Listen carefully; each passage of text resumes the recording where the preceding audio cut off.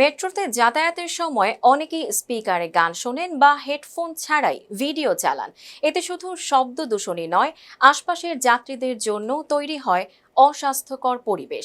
সেই সমস্যা কমাতেই কঠোর অবস্থানে গেছে ভারতের Bengaluru metro rail corporation limited. 19 June থেকে কার্যকর হওয়া সংশোধিত নিয়ম অনুযায়ী হেডফোন ছাড়া উচ্চস্বরে গান বা ভিডিও চালিয়ে সহযাত্রীদের বিরক্ত করলে সর্বোচ্চ 2,500 টাকা পর্যন্ত জরিমানা করা হবে। আগে এই ধরনের অপরাধে সর্বোচ্চ জরিমানা ছিল 500 টাকা। নতুন আইনে তা 5 গুণ বাড়ানো হয়েছে। জীবন অবাক না করলে কে করবে? 28% মিল্ক ফ্যাটের অবাক করার সাথে ফ্রেশ মিল্ক পাউডার। জীবন অবাক করুক প্রতিদিন।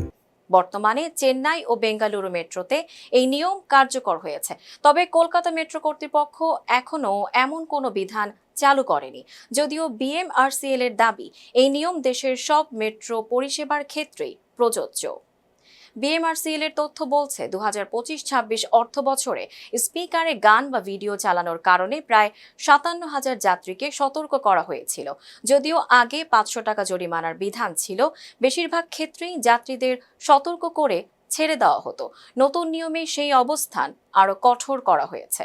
শুধু শব্দ দূষণ নয়, মেট্রো চত্বরে পোস্টার, ব্যানার বা প্ল্যাকার্ড লাগানো কিংবা বিক্ষোভ প্রদর্শনের ক্ষেত্রেও শাস্তি বাড়ানো হয়েছে। এসব অপরাধে সর্বোচ্চ 10,000 টাকা পর্যন্ত জরিমানার বিধান রাখা হয়েছে। যাত্রীদের জন্য নিরাপদ, শৃঙ্খলাপূর্ণ ও স্বস্তিদায়ক পরিবেশ নিশ্চিত করতেই এই পদক্ষেপ নেওয়া হয়েছে বলে জানিয়েছে কর্তৃপক্ষ। তাই মেট্রোতে ভ্রমণের সময় ব্যক্তিগত বিনোদনের জন্য হেডফোন ব্যবহার করাই এখন সবচেয়ে নিরাপদ ও দায়িত্বশীল অভ্যাস। Tanjiba Nowrin, face the people.